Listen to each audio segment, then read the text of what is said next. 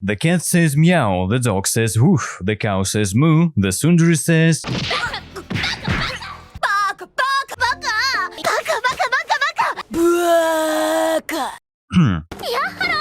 Everyone, I'm Hyugi, and today I'm gonna tell you about the creative impotence of rom-com screenwriters, about who the Tsunderes really are, and their barely discussed in anime community character trait that makes them much worse than you thought. Also, watch this video till the end and you'll find out why your love life sucks and why, if you like Tsunderes, you are doomed to suffer for the rest of your days. So, let's get it started. POV. One evening, having seen enough of all these shonens, you decide that it's time for you to immerse yourself in the world of real male anime, in the harsh world of Japanese school children with love polygons, in the world of romantic comedies, aka rom-coms. And so you watch one anime after another, but slowly you start to feel like you've been fucked over somewhere, because it seems like the genre is called the romantic comedy, but in fact it turns out to be a tragedy that makes you wanna cry. And not only because every time in every goddamn show a good kind girl who is really appropriate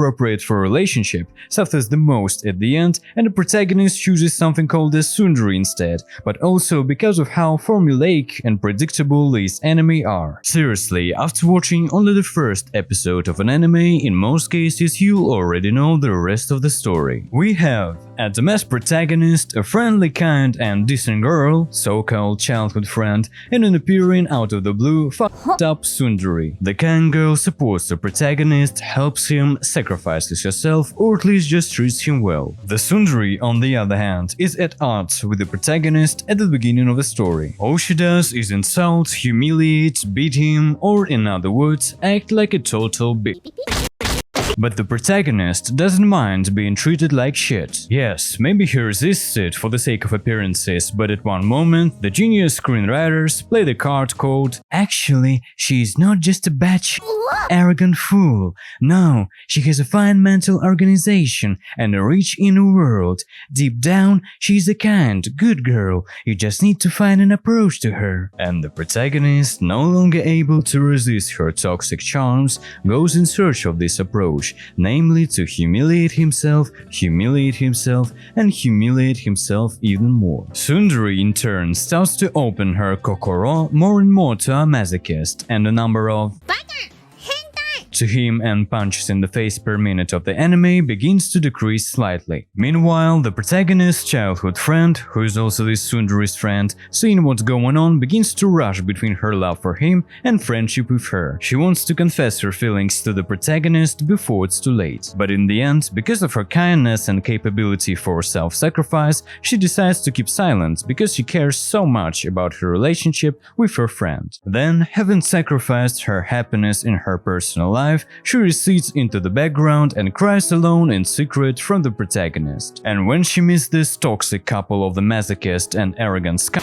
she pretends like everything is fine and she doesn't suffer at all, so that no one feels guilty. And so the anime, to the accompaniment of the good girl crying, ends with some scene of our new couple kissing, thus demonstrating the ideal in their relationship and the prospects for their happy future together. Except that such a relationship has no future, much less a happy one. And if you don't see anything wrong with such endings, then I'm scared for you and your personal life. Why? Let me explain. Who are the tsunderes? They are an analog of a certain type of girls from real life, the representatives of which are in fact a huge number. But you'll ask, where have you seen the girls who are similar to the tsunderes? Indeed, you won't find many girls who beat guys, much less express their sympathy in this way. But you'll find a huge number of girls with other, in my opinion, key tsundere traits, namely arrogance, egocentrism, selfishness, and a tendency to conflict. In other words, bitch. So yeah, guys, I'm sorry, but they are bitch.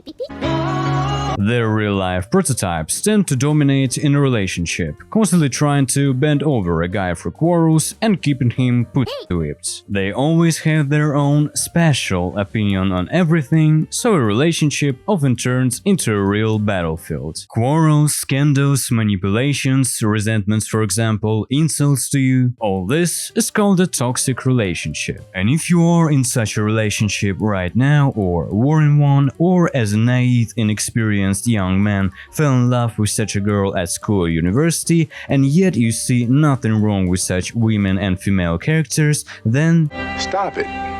Get some help. Because you will be, or already are, deeply unhappy in your personal life. And if you'll end up marrying such a girl, then good game, well played. Most relationships with girls like this end with them losing interest in you and dumping you as a result. Why? From the one hand, as a woman, she want to be dominated and led by a strong, assertive man. But on the other hand, her depravity caused by bad upbringing, social environment, and a bunch of other reasons, which I'm gonna reveal in future videos, subconsciously make her want to dominate you. And no matter how tough and manly you are, probably not that much considering you chose a girl like this, one day she'll most likely bend you over using one of the multiple manipulations, for example, making you feel guilty for something. You'll become too mild and predictable, start compromising more and more. There will be no anything intriguing in dating you, because she will be absolutely sure that, no matter what happens, you won't leave her, even if she acts totally disrespectful to you. She knows that you will put up with everything she does, because you have become too addicted to her. So your fear of losing her will rise, while her fear of losing you, on the contrary, will fall. As a consequence, one day her interest in you will simply disappear. And considering that such girls only look for a feeling of lust, not love, in a relationship, she'll end up dumping you, probably as soon as she finds someone for whom she can feel this intoxicating feeling again. You know, relationships are a very broad topic, and I'll definitely cover it in future videos. But for now, from all that has been said, we can draw one obvious conclusion. A relationship with such a real-life tsundere is doomed, just like the anime protagonist relationship, if the authors were more honest with their viewers and released a sequel of this love story, but with more realism. And it pisses me off how they try to make this kind of toxic behavior look like something cute in anime. Like, look, he complimented her, she blushed, slapped him, and called him baka. This is so cute. But the inability to communicate well with people and insane behavior in the manner of domestic violence and abuse aren't cute at all, and I won't fall for it. All these evil gremlins, and it's not like I like you or anything, all this unnatural arrogance and coldness, there's nothing cute about it, if you just remember how deep down inside they and their real-life prototypes are actually selfish and narcissistic. And you know, I wouldn't be so mad at the tsundere archetype or make a video like that if its representatives were the only female characters in anime, if there weren't any alternatives. What's more, I don't even have anything against, as I call them, not so tsundere-ish type of tsundere. I guess they are called deretsune according to the terminology. For example, Maxi Kurisu from Steins Gate, whose entire tsundere is basically small arguments with the... Who's he? I am math scientist. It's so cool. Son of a bitch. Oh, thanks. You know, Kurisatsina is a good person judging by her actions in the anime. And also, despite the fact that, for example, Asuka was pissing me off during the whole anime, when I watched the ending of Evangelion, somehow I softened towards her and I was glad that she and Shinji are together now. Well, apparently. Because I thought that it was a better option than if he was just left alone. Though in real life, it's better not to date anyone at all than to date a bitch.